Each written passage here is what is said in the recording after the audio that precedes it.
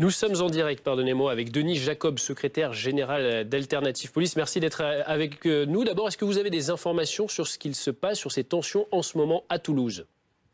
Oui, bonjour. Écoutez, on a quelques remontées effectivement de heurts particulièrement violents depuis 14 heures. Alors il faut savoir qu'il y a 800 policiers de sécurité publique qui sont engagés, qu'il y a 4 compagnies de CRS, donc ça fait un peu plus d'1 000 de forces de sécurité côté police nationale sur place.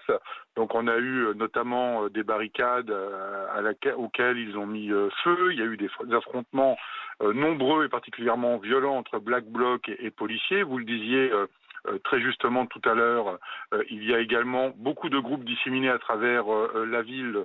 Ils sont donc particulièrement mobiles et c'est particulièrement difficile de les interpeller et de les bloquer. On sait également qu'il y a eu un véhicule de chantier, une voiture et une camionnette déjà incendiées.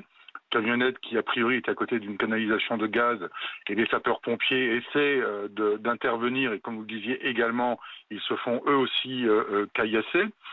Voilà un peu les premières informations et les remontées que l'on a. Et les fonctionnaires qui sont sur place me disaient il y a quelques minutes que depuis qu'il y a des manifestations à Toulouse, c'est la première fois qu'ils voient autant de violence en si peu de temps à l'occasion des manifestations des Gilets jaunes.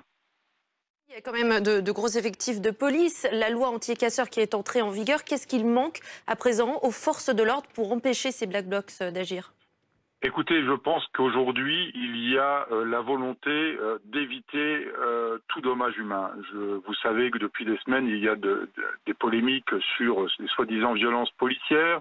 Alors un coup, c'est les gaz lacrymogènes, un coup, c'est les lanceurs de balles de défense, c'est les grenades de désencerclement. Bref, tout est fait aujourd'hui pour essayer de contenir des manifestants violents, d'assurer la sécurité, tout en évitant d'avoir des blessés. Donc la loi anti-casseurs, elle n'est pas inefficace, comme j'ai pu l'entendre tout à l'heure. C'est que je pense qu'on prend toutes les précautions utiles et nécessaires pour éviter de l'appliquer stricto sensu, pour éviter d'avoir des affrontements. Il est particulièrement difficile d'aller interpeller des black blocs, donc ces personnes cagoulées.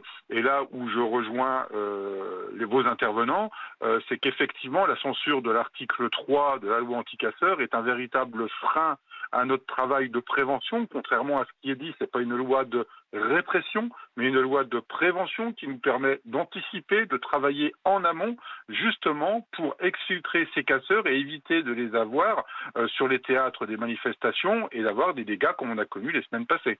Justement, Denis Jacob, on savait qu'il y aurait beaucoup de monde, en tout cas attendu à Toulouse aujourd'hui. C'est un lieu de rassemblement national pour les Gilets jaunes. Est-ce qu'il n'était pas possible d'anticiper, de tenter d'intercepter ces personnes, ces Black Blocs aujourd'hui? Est-ce qu'il y a eu une défaillance des services de renseignement?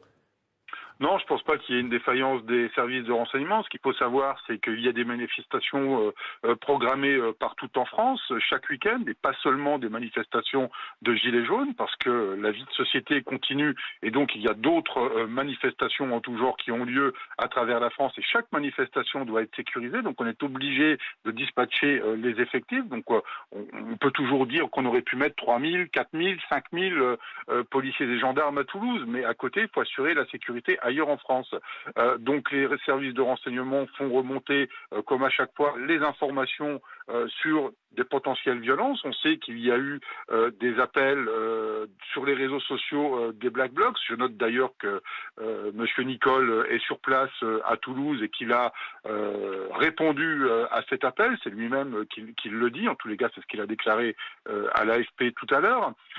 Donc après, il est compliqué, même si on connaît une partie de ces casseurs, il est quand même compliqué d'identifier en amont qui est potentiellement casseur, dès lors qu'on n'a pas l'outil juridique à notre disposition, qui était cet article 3 et qui aurait permis, a priori, de ficher des individus déjà signalés comme potentiellement dangereux sur ce type de manifestation et qu'on aurait pu exfiltrer avant. Donc malheureusement, on peut toujours en interpeller en amont, en tous les cas les plus connus, mais ceux qu'on ne connaît pas encore aujourd'hui et qui malheureusement ne pourront pas être identifiés, fichés, voire condamnés par la justice, bien malheureusement, ils arriveront toujours toujours à venir parce qu'on arrive habillé comme une personne lambda et que c'est à un moment très précis qu'il change de vêtements, qu'il s'habille en noir, qu'il se dissimule le visage et qu'il passe à l'offensive.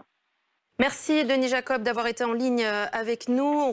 On rappelle que vous êtes secrétaire général d'Alternative Police.